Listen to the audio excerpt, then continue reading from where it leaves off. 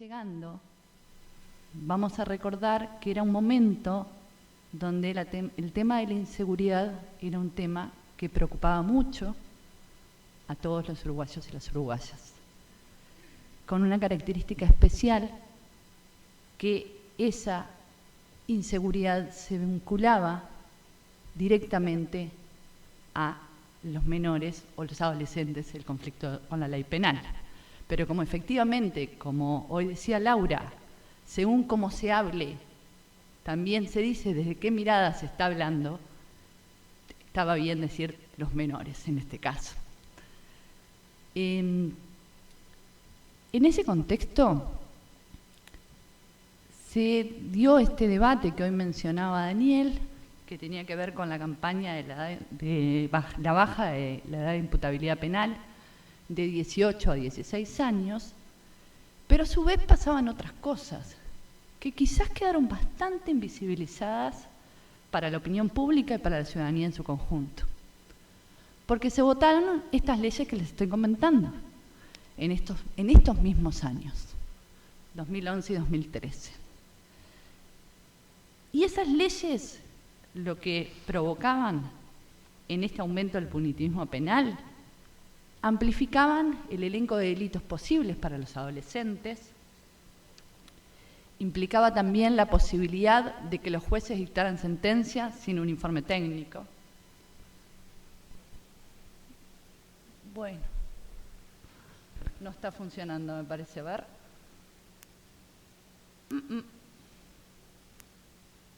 Me parece que capaz que... ahí va. No llega, creo. Ahí funciona. ¿Te animás a ir a la primera? Bien, sigo igual. Para algunos casos, que es... ¿Llegamos? Bien. Para algunos casos en particular, que es para aquellos que se denominan delitos gravísimos y para algunos tramos etarios, es decir, aquellas personas mayores de 15, menores de 18 años, lo que pasó es que se puso una pena de libertad preceptiva para los jueces por 1 año de duración para algunos delitos. Esos delitos tienen que ver con privación de libertad, tienen que ver con homicidio, tienen que ver con violación, pero también tienen que ver con rapiña. Entonces, a partir del año 2013, en la legislación uruguaya, existe la posibilidad de que un adolescente que haya cometido una rapiña, y no hago insistencia porque sí, sino porque es uno de los delitos que más comúnmente cometen los adolescentes o por los cuales son privados de su libertad o son procesados, es el delito de rapiña, y eso implica que van a estar 1 año privados de su libertad. También pasan otras situaciones que de alguna manera van condicionando las posibilidades o lesionando los derechos humanos de estos adolescentes en conflicto con la ley penal. Hay un incremento de las medidas cautelares que van increyendo y eso también en un futuro se va agravando.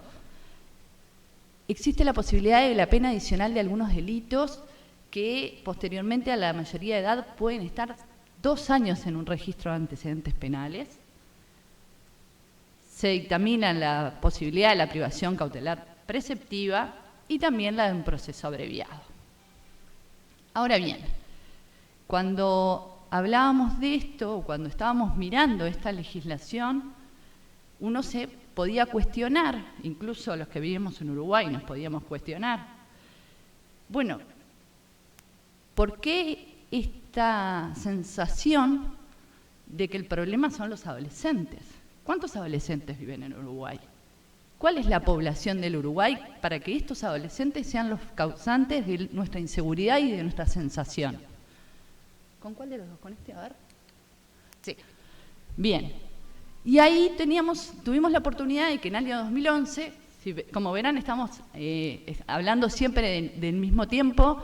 En el trabajo que les estoy presentando, analicé datos del año 2008 al año 2014 y en la relación comparativa es más o menos bastante similar. La población adolescente entre 13 años y menores de 18 era del 8,1%. Eso era la población que existía en Uruguay. Y de esa población, los adolescentes que fueron procesados fueron un 0,7%. Entonces, en los momentos, en las discusiones, en las clases, y los compañeros lo recordarán, las compañeras, siempre estaba la pregunta, bueno, ¿por qué? ¿Por qué si son tan poquitos que eso no había que hacer ningún estudio del censo para saberlo? En realidad es caminar por la calle y ver que esto es una población absolutamente envejecida. ¿Por qué con ellos? ¿Por qué con los adolescentes? ¿Qué significa esto? Ahí van a ver algunos datos también, porque jugando con esta información y tratando de alguna manera entender más desde lo cuantitativo, hice la cuenta, el porcentaje de cuántos adolescentes habían sido privados de libertad en el año 2011 en relación a la población total. Y el resultado es que prácticamente, me gusta usar una metáfora para explicar esto, o una imagen. Piensen en el Antel Arena ahora. Vieron que es súper grande, que entran más o menos 10.000 personas, que generalmente uno va ahí contento porque es un espectáculo artístico, va a haber generalmente cuando uno va ahí, va a un lugar de disfrute con una capacidad inmensa. Y ahora piensen en 6 adolescentes, entre 13 y hasta 18, que no pudieron entrar al Antel Arena, seguramente por sus características socioeconómicas, entre otras, y que son los que logran atemorizar a toda la población que está ahí adentro. Porque si uno escuchaba lo que se decía en Uruguay en ese momento, el problema de la inseguridad estaba vinculado a los adolescentes. Y esa imagen me resulta bastante llamativa, porque ¿cómo hacen 6 adolescentes, por más que se ubiquen uno en cada puerta? No sé, jugaba con esas imágenes para lograr que 10.000 personas que estaban adentro les tuvieran temor. Y en ese sentido es que empecé a leer qué era lo que se había dicho en el Parlamento Nacional a la hora de votar esas leyes. ¿Qué había pasado? ¿Cuál era la discusión de los senadores y de los diputados que eran quienes votaran estas leyes? ¿Qué estaban diciendo? Y en este análisis de los discursos parlamentarios me hacía las siguientes preguntas. ¿Quiénes construyen ese enemigo? ¿Quiénes difunden este enemigo? ¿Qué intereses están entrando en juego en estos momentos? ¿Y quiénes son las personas afectadas? Un dato quizás para, sobre todo las compañeras argentinas, estas 2 leyes, 2 de estas 3 leyes salieron por unanimidad, es decir, que los votaron todos los senadores que estaban en sala, y la otra salió por mayoría. Pero la mayoría no salió pensando en nos estamos excediendo en relación a los derechos humanos, sino porque no estábamos siendo suficientemente punibles o no estábamos dando la pena suficientemente dura a esos adolescentes que cometieron sus delitos. Y les voy a compartir algunas 3 frases nomás de algunos senadores. Estas corresponden una a cada sector político de los mayoritarios, para que de alguna manera uno se vaya palpando el tenor de la discusión. No me tuve que esforzar para encontrar estas frases, está plagada de estas frases, había que esforzarse para encontrar alguna otra que después le contaré. Y dice así: en la actualidad, nuestra sociedad se encuentra cada día más expuesta a la inseguridad pública y el tema de la delincuencia se ha convertido en uno de los principales problemas que más impacto causan, y lo más alarmante de esta situación es que la sociedad está siendo objeto de actos de vandalismo cometidos en su mayoría por adolescentes. En otro caso dice: entendemos que la justicia, los jueces, están considerando todos esos pormenores, pero no están viendo que no hay un elemento de contención, una especie de parate o de sacudón que haga que este joven, que toma como una gracia el hecho de que cuando es menor va a quedar rápidamente en libertad, no vuelva a delinquir. Si los antecedentes no se mantienen o no se lo hace por un corto periodo, por 2 años, como propone el oficialismo, continuará ocurriendo lo que ha sucedido hasta el día de hoy. Es decir, que la sociedad toda seguirá en riesgo porque la totalidad de quienes la integran son potenciales víctimas de la reincidencia. Bueno, en este proceso de elaboración, de reflexión, de construcción de conocimiento colectivo,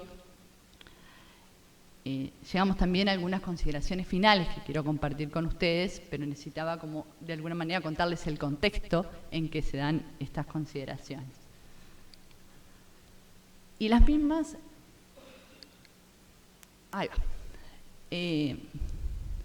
Después de haber leído todo lo planteado en el Parlamento, porque leí todas las actas parlamentarias, después me obsesioné, leí hasta los proyectos de ley presentados en la época, empecé a releer y leer, no la pasé nada bien, les cuento, eso es una intimidad, pero uno sufría cuando leía estas cosas. Lo que sí puedo asegurarles es que no encontré, o fueron muy escasas, pero muy escasas de verdad, referencias a la importancia de la selectividad en el sistema penal juvenil, al tema de género, a que estamos hablando de una etapa que es la etapa adolescente, que tiene determinadas características de formar parte de una etapa adolescente, y a que el sistema penal juvenil tiene que tener una determinada especificidad. La otra cosa que me sorprendió muchísimo fue que en el Parlamento se planteaban datos y de esos datos no se explicaban las fuentes. A veces se validaban datos como un medio local dijo que pasaba tal cosa y todos asumían que eso era así. Y digo todos asumían porque tampoco nadie repreguntaba. En el Parlamento es muy común que un legislador exponga y el otro de alguna manera lo contradiga, retruque, opine. Acá nadie preguntaba. Entonces uno decía un discurso de unos números, otros de otros. Nadie preguntaba y nadie se preocupaba de dónde salían esos números. Me pareció realmente impactante. Después, que mayoritariamente las voces contrarias que había a este aumento de punición provenían de la academia, del mundo experto, que eso es un poco lo que sucede en el mundo, digamos, y no es de extrañar, pero sí es de extrañar el desconocimiento que hubo de esas voces. No había menciones a, como dijo la doctora, no sé, recuerdo mucho a Mariana Malete en esto, que ella hizo intervenciones largas y que a las cuales les dedicó mucho tiempo para explicar por qué no deberían implementarse esas leyes, y después no había ninguna referencia de los parlamentarios vinculada a esas menciones. Que los partidos políticos mayoritarios en Uruguay, que son el Frente Amplio, el Partido Nacional y el Partido Colorado, tienen una visión que está consensuada en relación a la sanción que se propone.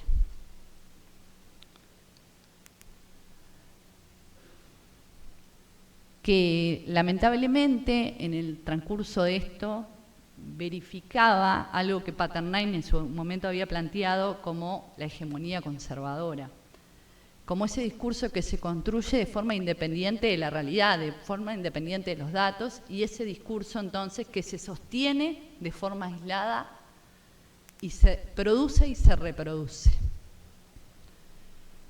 Y desde ahí llego también a que hay una responsabilidad política en la construcción social de este enemigo.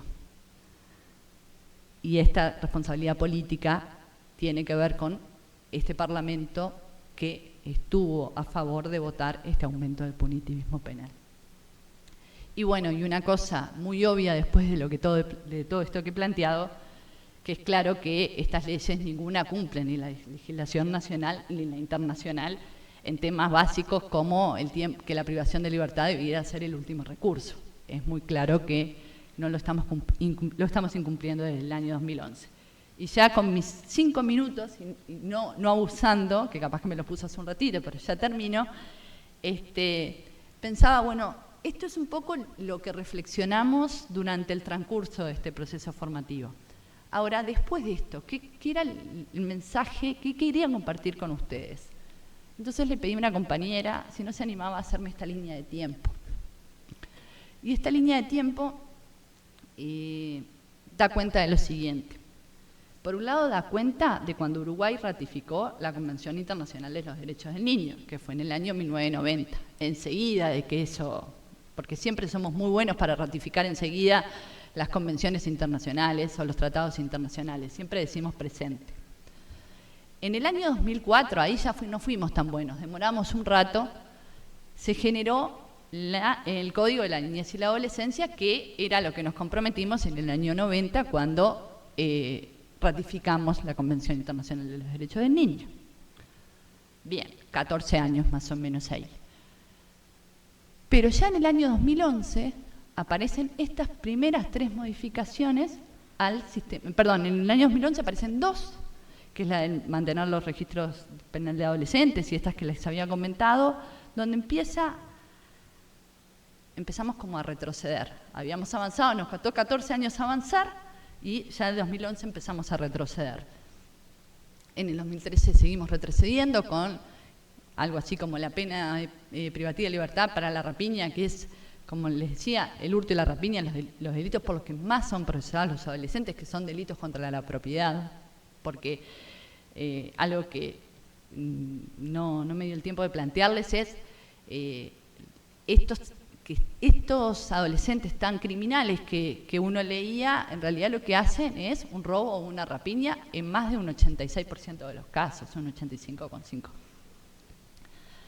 Posteriormente a eso, seguimos complicando la cosa y ya en el 2007 pusimos otras modificaciones al Código de la Niñez y la Adolescencia y la empeoramos un poquito más.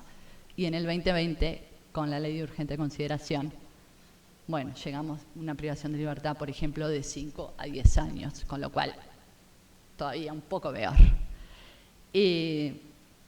Esto no era para que nos exprimiéramos entre todos, sino para que de alguna manera entre todos y todas juntáramos fuerza para de alguna manera discutir esas certezas, esas convicciones que están en la acción política, pero están en la sociedad en su conjunto, y de alguna manera siguiéramos generando instancias de este tipo o otro tipo de instancias para tratar de revertir esta situación.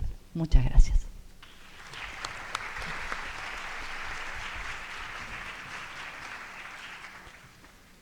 Gracias, Rosana. Le pasamos la palabra ahora a Federico Gaetano. Federico es licenciado en Psicología, magíster y doctorando en Sociología, diplomado en Psicoterapia Psicoanalítica Focal, por supuesto también diplomado en nuestro Diploma en Penalidad Juvenil y reciente incorporación a nuestro grupo I+D. Federico va a hacer una presentación que se titula Apuntes sobre los impactos psicosociales del trabajo en contextos de encierro. 15 minutos, Fede, te voy a ir marcando. Muy bien.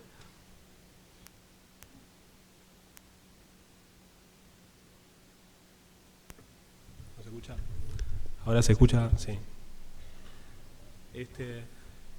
Bueno, en primer lugar, hacer algunas referencias vinculadas a lo que ha sido el diploma en penalidad juvenil, en términos de su valor heurístico y el carácter dialógico en clave de configuración interdisciplinaria, ¿no? Es un lugar donde yo pude, y creo que todos hemos podido, integrar una problematización reflexiva, sobre todo quienes pertenecemos al sistema, el sistema penal adolescente, ¿no? Integrar una problematización reflexiva de nuestras prácticas profesionales, de un diálogo sistemático con distintos enclaves teóricas que emergen desde el mundo académico. No obstante, está bueno señalar alguna puntualización que tiene que ver con la experiencia del diploma, ¿no?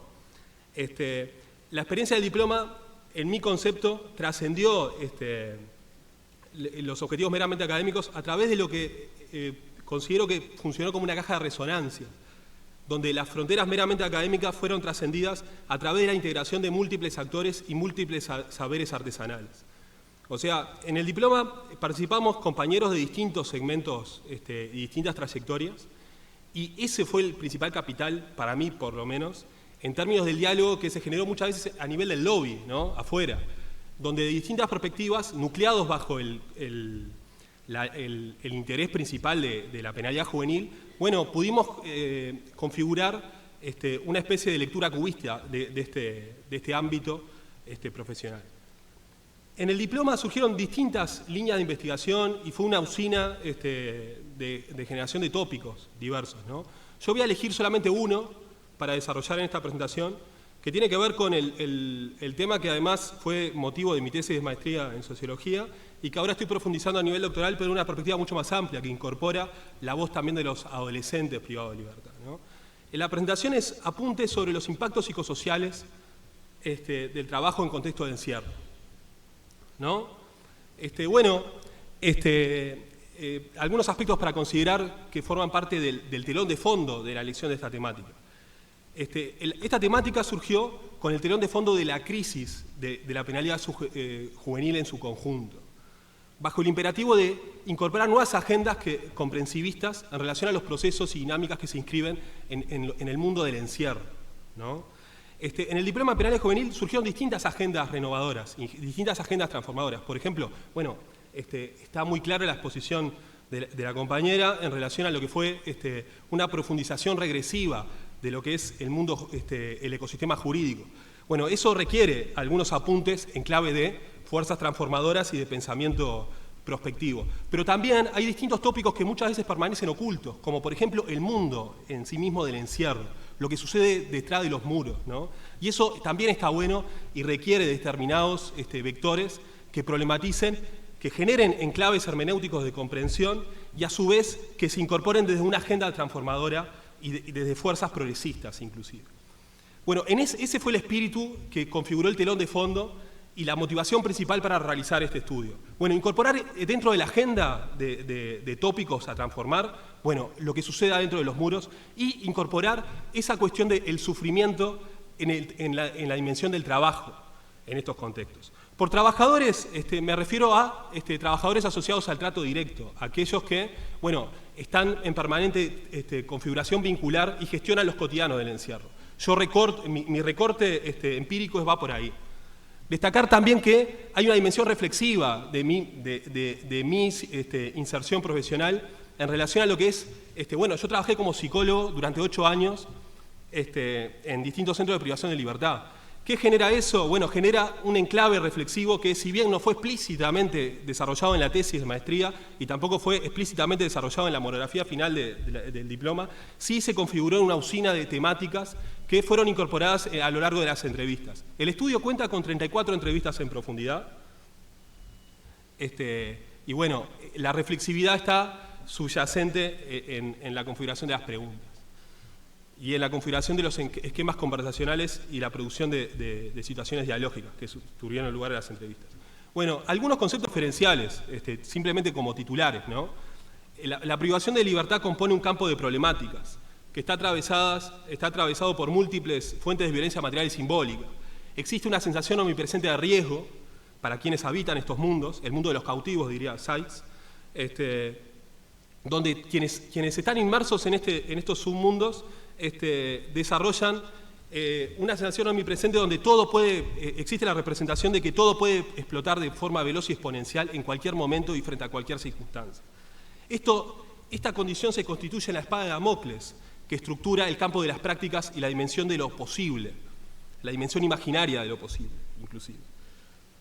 Bueno, hay condiciones existenciales deplorables, y en INISA cualquier lectura desprovista de un sentido político lo puede advertir, y es histórico y está anclado en una línea de larga duración, que hace a lo carcelario, y en este proceso de simbiosis progresiva entre lo que es un modelo inspirado en la línea de la protección integral y la disrupción de ese modelo en función de una inflación punitivista, como fue claramente, se puede advertir en la cronología que pusiste. Estaría de más que la pongas ahora ahí.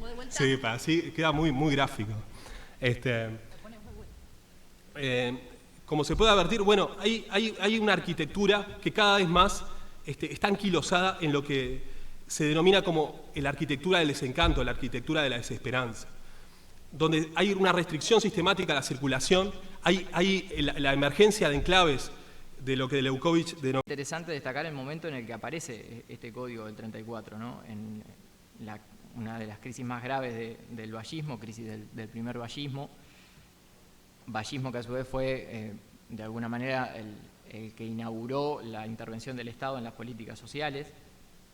Y al mismo tiempo en ese marco de crisis de ese modelo aparece esta política social que en su momento fue de avanzada. También golpe de terra, todo ese contexto de autoritarismo, donde aparece también el Código Penal con todas las influencias ideológicas que el Código Penal tiene y que está vigente hasta el día de hoy. Y ese Código del Niño que está de alguna manera regido por ese paradigma de protección y control.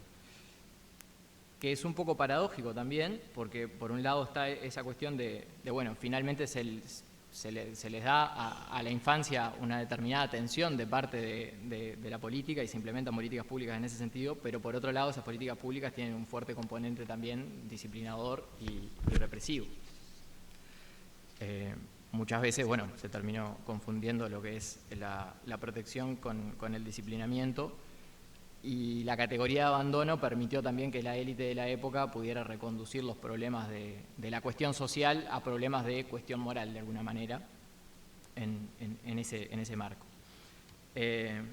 Para ir redondeando, paso a lo que es el trabajo de Luis Eduardo Moraz, un trabajo que es clásico en el ámbito de la penalidad juvenil, Los hijos del Estado, donde ahí Luis Eduardo lo que plantea, muy resumidamente, es la hipótesis de que el Código del Niño tuvo, digamos, 3 periodos o 3 etapas. La etapa fundacional, en la década del 30, la primera crisis en la década del 50, que coincide de alguna manera a su vez con la crisis definitiva del vallismo, y una segunda crisis en la década del 80. Esas crisis están regidas, digamos, por una característica común, que es la incapacidad del Estado para resolver las crisis socioeconómicas, que a su vez eran paralelas a esas crisis del modelo del Código del Niño.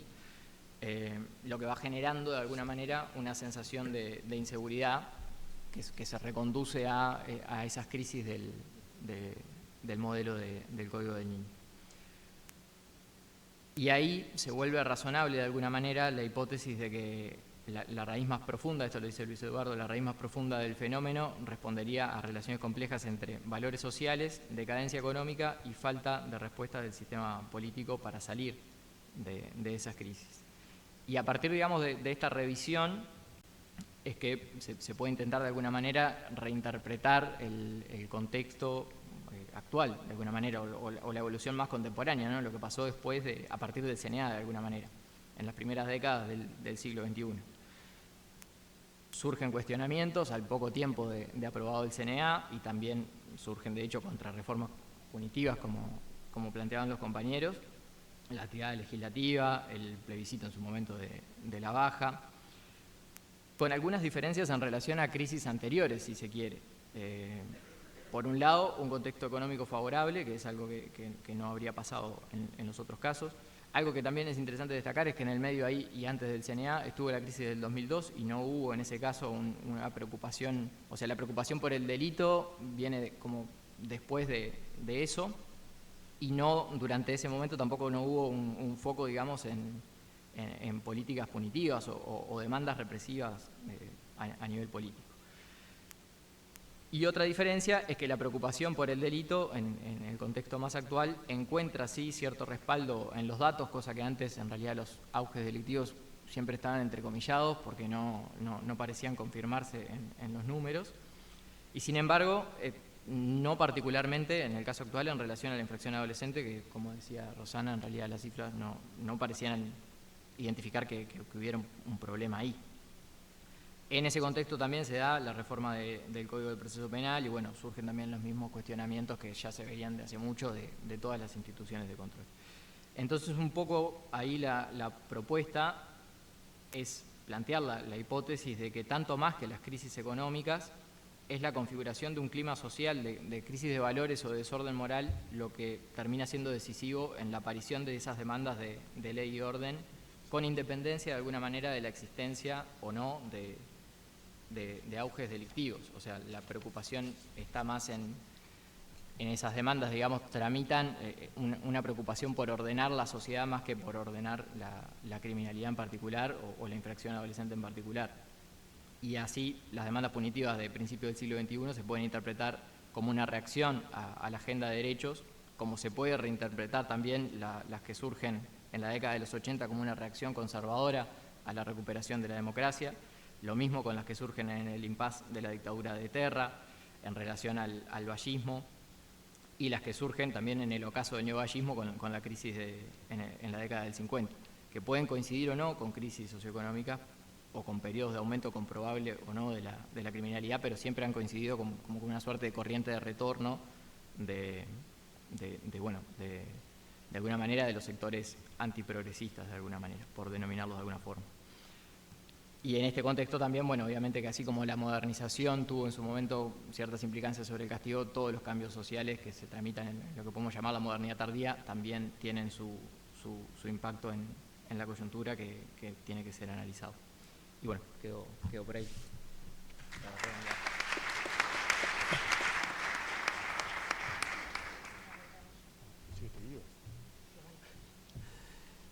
Sí, cerramos ahora con Candelaria Basso. Candelaria es licenciada en Psicología, con especialización en Psicoterapia Psicoanalítica, también, por supuesto, diplomada en Penalidad Juvenil y docente de la Universidad Católica. Como has quedado para el final, Candelaria, los 15 minutos se ponen más estrictos. Pensé que al revés. Bueno, buenos días para todos y para todas. Agradezco la presencia, pero también la invitación para formar parte de este seminario que, en mi caso, me permite como pensar en la sociedad en la que habito, pero también como en la que me gustaría habitar, y un poco va por ahí mi interés. Entonces, mi trabajo, como dice ahí, se titula, que es algo de lo que voy a compartir con ustedes, Doble selectividad penal, ser adolescente y pobre en Uruguay. Y bueno, para empezar, quería comentar una idea que no es mía, pero es cómo los sistemas penales reflejan, reproducen y producen a la sociedad en la que se insertan. Y en ese sentido, lo que yo me propongo es poder reflexionar en las prácticas penales, en los discursos y en el modo que tenemos en Uruguay de concebir el delito y el castigo, específicamente en relación con el grupo adolescente uruguayo. Y bueno, un poco ahí el esquema. En mi caso, mi interés, soy psicóloga, viene un poco por saber cuál es el lugar que tienen las adolescencias en Uruguay, y en ese sentido el diploma, con su perspectiva multidisciplinaria y transdisciplinaria, me permitió integrar otros aportes, ¿no? De la sociología, del derecho, de la historia, de la antropología, y eso me llevó como a poder pensar en los sistemas penales más allá del control social punitivo institucionalizado, ¿no? También desde formar parte de la sociedad civil, de la multitud como agencia penal, y integrar de ese modo aspectos que hacen a nuestra cultura, a las prohibiciones de nuestra cultura, a sus modos de exclusión, a sus mitológicas y a los sentidos comunes criminalizantes, que es un poco en lo que me voy a basar en la presentación. La pregunta que yo me hago es justamente si ser adolescente, per se, digamos, si pertenecer al grupo adolescente, es un factor de selectividad penal en Uruguay. Y en ese sentido, para la presentación, me voy a mover en estos tres ejes, que, las adolescencias, la sociedad uruguaya y el sistema penal, atravesado por los derechos humanos, como algo que trasciende las naciones, pero que su vulneración o no se dan en un determinado contexto. Y en ese sentido es que voy a hacer un análisis como situado de esto. Entonces, en esta pregunta, ¿ser adolescente es un factor de selectividad penal en Uruguay? Bueno, como decía, me voy a proponer analizar la infracción adolescente situada y su tratamiento en Uruguay, y de ese modo sortear el falaz, aunque insistente, sentido común punitivo hacia lo juvenil. Y ¿a qué me refiero con el sentido común punitivo hacia lo juvenil? Como dice un poco ahí, me refiero a las mitológicas. las lógicas del mito también. Tonkonov desarrolla bastante como este concepto, y un poco tiene que ver con cómo en nuestras sociedades se va reproduciendo y produciendo como una figura del delincuente juvenil que opera como si fuera una pantalla en la cual nosotros vamos proyectando miedos, vamos proyectando, bueno, miedos colectivos, y que determina que luego expliquemos como el delito a partir de la violencia, la pérdida de valores o los beneficios de robar. Y dentro de estas mitológicas, las más importantes son estas premisas que destaco acá, que es bueno, un supuesto crecimiento de la participación de los adolescentes en actividades delictivas, comportamientos extremadamente violentos y también, como han mencionado los compañeros, una supuesta legislación que es cada vez más benevolente, ¿no? Y bueno, este sentido común punitivo lo que hace es, de algún modo, genera como universos de significaciones totalizantes que esencializan al delito y de este modo ocultan su carácter de conflicto social. Entonces, lo que queda como solución es el recurso penal sancionatorio para atender justamente la cuestión de la problemática o la penal juvenil, ¿no? Y en ese marco un poco voy a mencionar algunas cosas acerca de la ley de urgente consideración. Bueno, para contarles simplemente algunos datos, una tabla no se va a ver, por lo que veo, pero bueno, yo me pregunto por, bueno, ¿qué lugar tienen los adolescentes, como decía en la sociedad uruguaya? Y en ese sentido me interesan mucho los aportes de una psicoanalista argentina, que ella dice que podemos pensar a la adolescencia como un devenir que va entre un texto y el contexto, ¿no? Y el texto sería como, bueno, la historia que puede escribir cada sujeto, es decir, cada adolescente, que lo va a identificar, que le va a otorgar un sí mismo, y el contexto sería un poco, bueno, la sociedad uruguaya, o sea, la textualidad que rodea a esos adolescentes que atraviesan a su devenir y que además inciden en sus posibilidades de producir un texto singular, digamos. Entonces, bueno, en este interjuego de textos y contextos, las cifras que muestro acá tienen que ver un poco con cómo la pluralidad de contextos que vienen a darle contextura al grupo adolescente en Uruguay exhibe una enorme desigualdad social y económica en perjuicio de los jóvenes en comparaciones con otros grupos de edad, ¿no? Y esta desigualdad intergeneracional justamente mantiene en situación de pobreza a una proporción muy importante de niños y adolescentes que, como veremos, se va a profundizar en el caso del grupo adolescente que se vincula con el sistema penal juvenil. Entonces me pregunto, los textos adolescentes en el contexto uruguayo, y bueno, ¿cuáles son las producciones posibles o imposibles? Y bueno, un poco acá las tablas lo que muestran son las personas pobres por tramos de edad y la tasa de desempleo, que la voy a decir porque no se está viendo. Y bueno, un poco lo que nos acerca a los datos es lo que comentaba, digamos, la existencia de profundas desigualdades estructurales, donde hay un nivel de pobreza monetaria muy superior por parte de niños y adolescentes con respecto al grupo adulto, que además es importante mencionar que se mantiene en periodos de bonanza económica y de disminución de los indicadores de pobreza general. Concentrándose la pobreza justamente en los tramos de menores de 6 años, de 6 a 12 años y de 13 a 17 años. Además, Uruguay se caracteriza por una marcada concentración territorial de la pobreza que hace que encontremos que la mayoría de los niños y adolescentes pobres se encuentren en Montevideo y Canelones. Y la mitad en Montevideo, justamente en los 4 municipios de la capital, que son el municipio A, D, G y F, que es lo que voy a mostrar ahora. Ah, se me fue.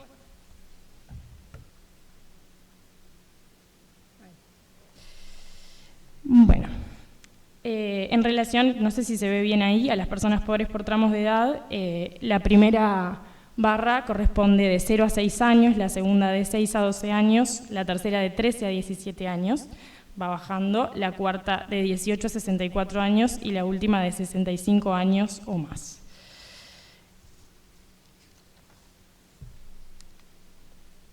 Bueno, tampoco se ve. Bueno, pero les voy contando entonces algunas cosas. En relación a lo que les decía de que hay una marcada concentración territorial de la pobreza, y que voy a analizar los datos correspondientes a los municipios de Montevideo. Bueno, tenemos, por ejemplo, en los municipios A, B, C, CH, D, E, F y G, algunos indicadores que hacen a los hogares pobres, al porcentaje de personas pobres, a porcentaje de personas con primaria incompleta y también con menos de 9 años de educación formal, así como la tasa de desempleo. Y solo para tirarles algunos datos, en cuanto a en el F, por ejemplo, para el año 2020, hay un porcentaje de el 19% de los hogares de ese municipio son hogares pobres y el 25,5% de personas son pobres frente, por ejemplo, a un municipio CH, que es el que reúne los mejores indicadores, que tiene un 0,8% de hogares pobres y un 1,3% de personas pobres. En cuanto a la primaria incompleta, encontramos, por ejemplo, que en el municipio F el 4,5% de la población tiene esta característica, frente a un 0,4% en el municipio CH y un 0,5% en el municipio B. Y luego, con respecto a las trayectorias, con menos de 9 años de educación formal, bueno, en el municipio A, por ejemplo, el 37,0% de personas, digamos, tiene una trayectoria educativa menor, y, por ejemplo, en el caso del municipio C, CH, el 3,5% nada más tiene esta corta trayectoria, digamos. Además, con lo que mostraba anteriormente, bueno, si incorporamos justamente al análisis el porcentaje de personas y hogares pobres por municipio según tramos de edad, la tendencia va a ser similar a la global, es decir, la pobreza disminuye a medida que aumenta la edad de la muestra. Bien, estas diferencias se aprecian, como venía diciendo, en el plano social, en el plano, digamos, económico, en el plano educativo y también en lo que respecta a el plano laboral, es decir, a las tasas de desempleo. Que, por ejemplo, también para darles uno de los datos que estaban en las tablas, en una tasa de desempleo que en 2019 se ubica en 8,9%, esa sería la tasa general, bueno, un 42,8% refiere al grupo adolescente de 14 y 19 años. Este porcentaje desciende a 24,7% en el tramo de 20 a 24 años, a un 10,4% para las personas de 25 a 29 años, a un 5,6% para la franja de 30 a 50 años y a un 4% para los mayores de 51 años. Bueno, entonces hasta aquí un poco los indicadores que presento. La idea es bueno, ver cómo estos reflejan lo que es el tránsito adolescente, es decir, estos textos que les comentaba, en una sociedad que se presenta como desigual. Y cómo el conocer justamente esta heterogeneidad y pluralidad de las juventudes en relación a los escenarios sociohistóricos, bueno, nos acerca a la diferencia de textos justamente en un mismo contexto, lo cual pone un poco en tela de juicio a nuestra concepción de adolescencia universal, ¿no? Y cómo muchas veces cuando hablamos de la etapa adolescente, en realidad estamos postulando como hegemónicos a algunos tránsitos adolescentes que en general corresponden a sectores medios y altos, en los cuales, bueno, son trayectorias más extensas, donde hay recursos materiales y simbólicos que habilitan a que uno pueda estudiar, a que haya espacio para la capacitación, a que haya espacio para el ocio, algo de lo cual los adolescentes que exhiben, digamos, otro tipo de realidades y de indicadores más desfavorables, no tienen ese plus temporal o moratoria que permite, por ejemplo, postergar la independencia material y económica de la familia de origen, ¿no? Entonces, en esta línea, me parece interesante pensar cómo la adolescencia y la juventud en realidad se va a definir por la posibilidad de ocupar una posición joven bueno, esto, de depender de cómo esas modalidades culturales están en estrecha relación con las posibilidades parciales que van a venir a otorgar, bueno, la edad, el género, la clase social, el lugar de nacimiento, entre otras. Y yendo ahora sí como a lo que yo le pongo los textos más dolorosos, voy a comentar algunas cosas sobre el grupo adolescente en contacto con el sistema penal juvenil, que tampoco se van a... Bueno, esta tabla sí se ve, así que voy a aprovecharla.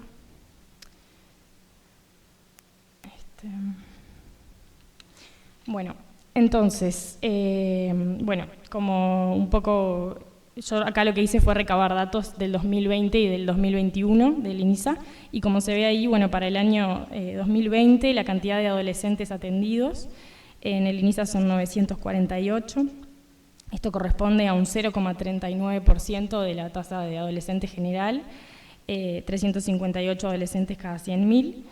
Se constatan 557 ingresos, lo cual corresponde a un 0,2% de la población de adolescentes entre 13 y 17 años, con una edad promedio de 17,2, el 10% nada más es menor a 15 años de edad, y con una alta tasa de masculinización. Y en cuanto al nivel educativo, el 85% ingresan sin completar el ciclo básico, solo uno ingresa con bachillerato terminado, lo cual es algo importante de tomar en cuenta la edad promedio, ¿no?, que es 17,2 años. Y bueno, y los principales delitos, como ya se han mencionado en la mesa, tienen que ver con la rapiña, que constituye el 37,3%, y pongo ahí otros delitos más marginales porque tienen que ver con modificaciones que luego se hacen que no se basan como en estadísticas, como por ejemplo es la tasa de homicidios, en los cuales los adolescentes participan en el 4% del total registrados.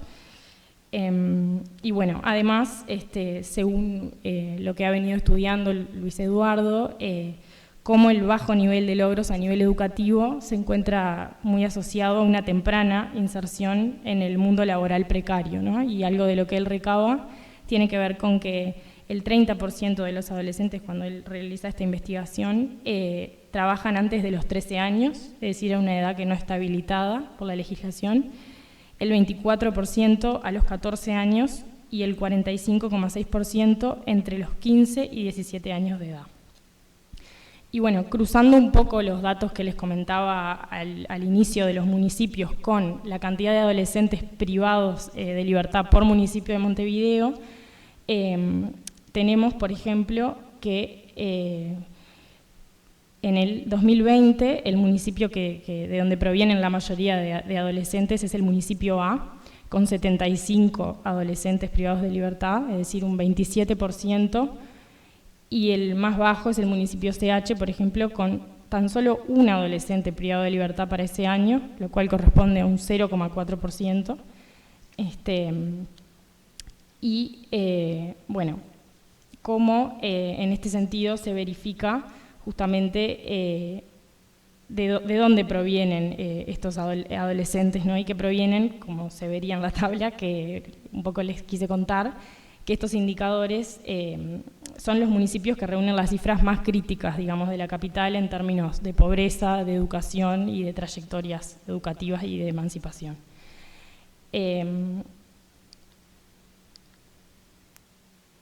A pesar de estas cifras, y un poco de la mano con lo que comentaba Rosana al inicio,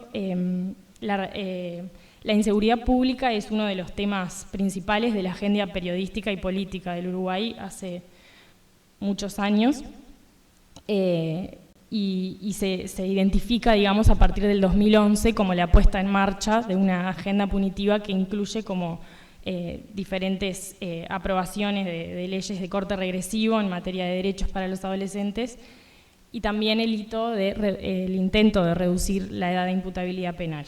Esta agenda además se prolonga hoy con la aprobación de la Ley de Urgente Consideración, y bueno, algo que no debemos como subestimar, ¿no? y que está bastante estudiado a la fecha, es el impacto que genera en la opinión pública la difusión de ciertos episodios de gravedad que son protagonizados por adolescentes, y cómo digamos, los adolescentes son visibilizados principalmente a través de valoraciones relacionadas a la infracción y a la violencia, ¿no? Y cómo esta vinculación adolescencia-delincuencia no solo está en los medios, también está en las redes sociales, está, como decía Rosana, en las conversaciones, en el ómnibus, en las reuniones, y en ella es un poco también que se enmarca la ley de urgente consideración también en detrimento de la estadística, ¿no?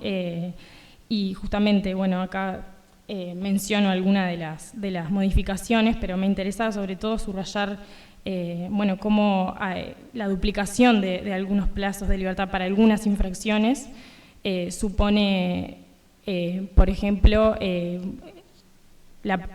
puede suponer para algunos la permanencia en una institución de encierro más de la mitad de su vida, ¿no? Con esto del aumento de 5 a 10 años para el máximo de homicidios. Y además, por ejemplo, para el caso de lesiones gravísimas, las disposiciones se agravan por encima de lo que está, digamos, dispuesto para los adultos. Esto, como pongo ahí abajo, constituye una violación a los principios básicos de la Convención, y además pone como en tela de juicio al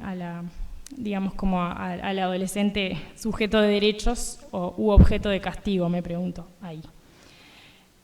Bueno, para ir avanzando más rápido, igual destaco, a pesar de la estadística, bueno, la eficacia simbólica del sentido común punitivo hacia lo juvenil, y ahí creo que no es necesario comentarlo porque, bueno, un poco tiene que ver con los discursos que mencionaba Rosana, pero había traído algunas citas de lo que fue la exposición de motivos de la ley de urgente consideración, donde, bueno, hay como referencias a un pasado seguro que hay que recuperar, que, bueno, como ha venido estudiando Daniel, ese pasado seguro a recuperar está presente en los discursos desde el siglo XVIII, XIX, desde la discusión y aprobación del primer Código del Niño, y seguimos como repitiendo algo del estilo.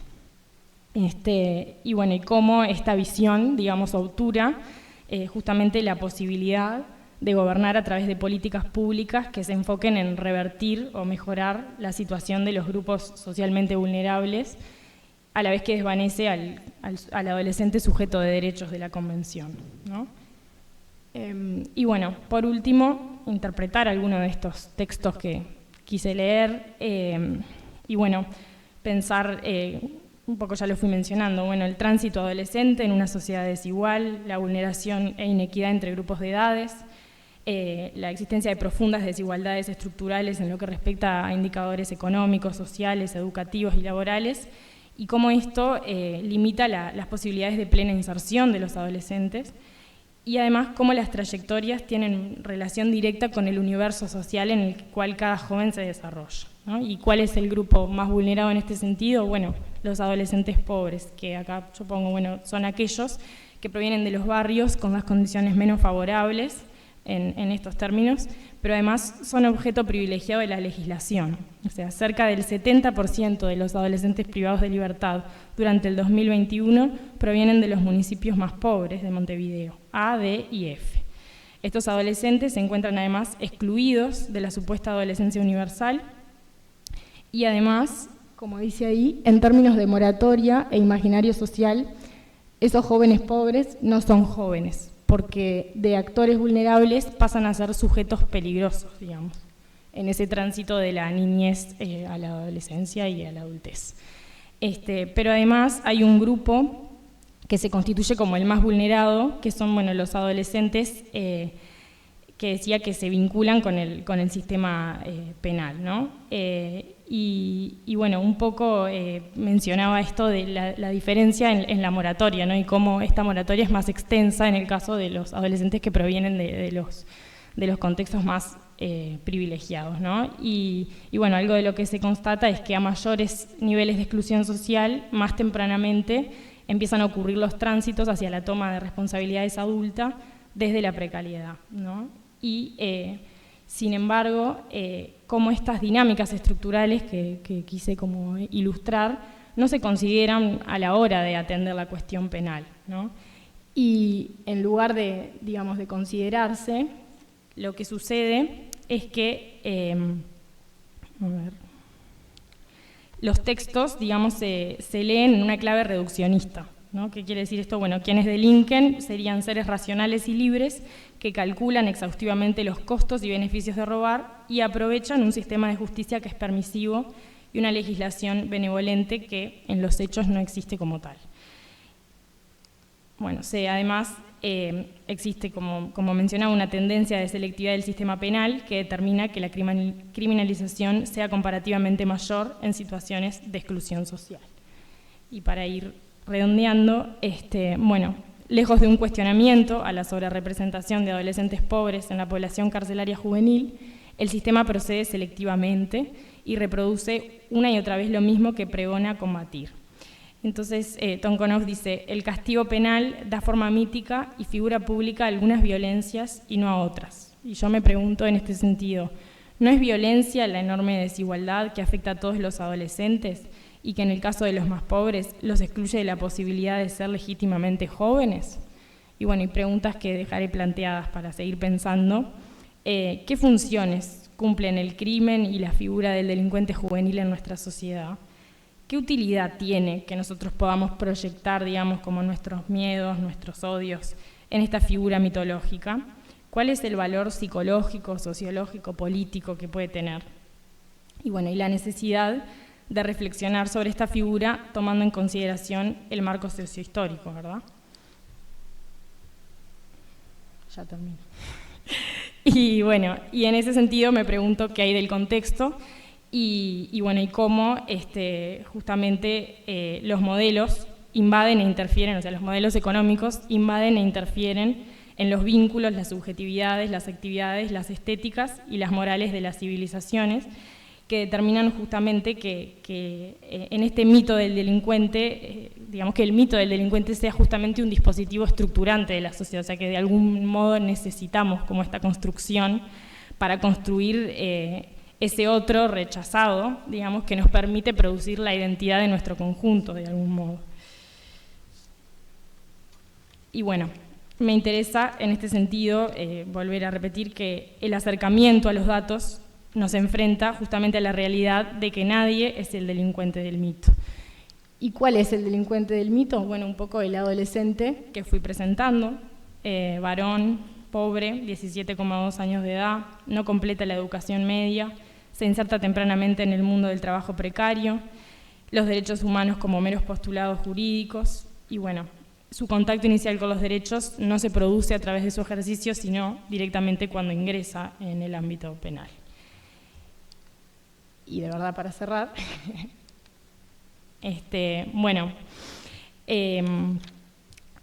propongo que la penalidad adolescente aparece como un castigo y una vulneración adicional a la que estos jóvenes ya han venido viviendo como a lo largo de su vida, ¿no? Con condiciones vitales significativamente peores respecto a los adultos y tratamientos penales que son semejantes y en algunos casos más severos.